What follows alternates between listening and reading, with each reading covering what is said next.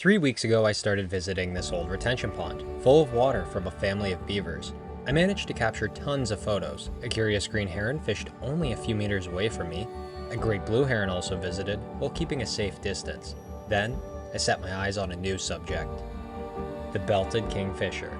I quickly realized I was going to have to step up my game big time if I was going to capture a photo of this elusive bird.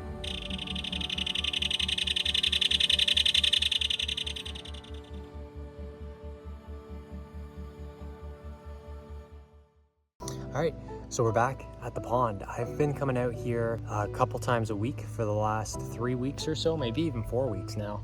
Consistently, I'm seeing a kingfisher, and I've been getting some okay footage. He meets me about halfway down the pond, so I thought it was time to up my game. I started thinking about camouflaging myself a little bit, and the easiest way I could think of doing this was with some camo netting. I headed over to Canadian Tire, picked up some cheap camo, and I kind of made like a little makeshift hide that we're gonna set up today and see how that goes.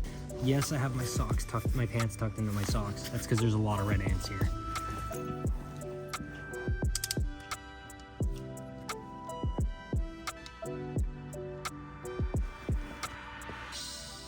So, it seemed my plan was set. I secured a camouflage wall between the two trees. This way, the kingfisher wouldn't see me moving around on the inside. It was just a matter of being quiet now. So, come on into my humble abode. Let's bring everything in.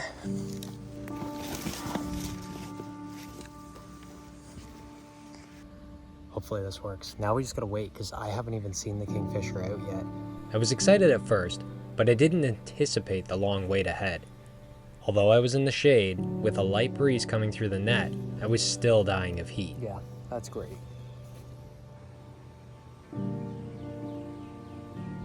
I'm trying to fight this feeling of wanting to give up, because I haven't even seen a green heron or a kingfisher. It's 2:45 right now, so maybe I ought to at least wait until 4, see how it's going from there, and then maybe 4:35. I don't know. Just sucks when you're not seeing anything at all.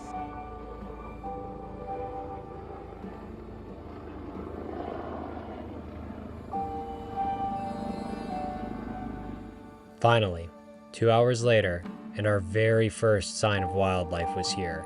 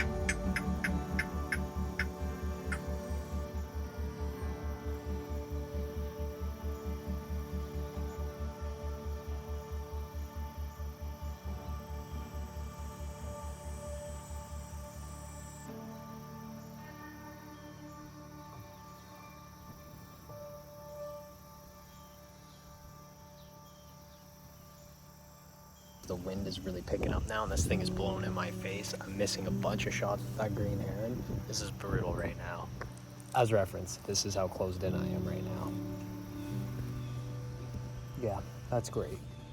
I will say though, the photos are turning out really sharp even at that distance. All right, so the green heron just flew out of the pond. Didn't get any shots, just kind of watched him leave. It's 4:30. I'm gonna give it one last half hour to see if anything else shows up.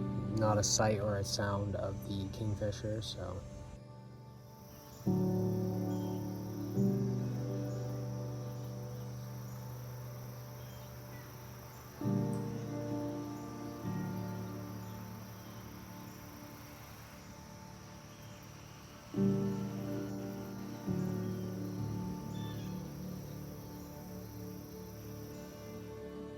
Finally, at 5 p.m., I had a chance to really try out this new camouflage.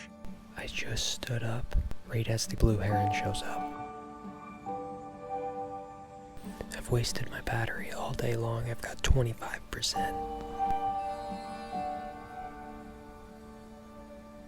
The heron looked my way and seemed to acknowledge that it was there. But with the camouflage as a barrier between us, the heron began to move closer until it was just across from me. I very slowly positioned my camera and composition. I captured some of my best shots of the summer, with tons of detail in the heron's feathers.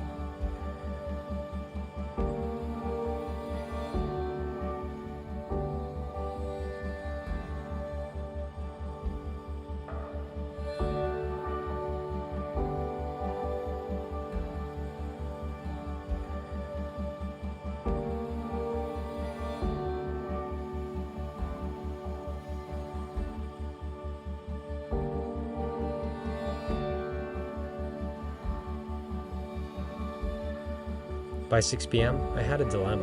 I am starving and everything is out of batteries.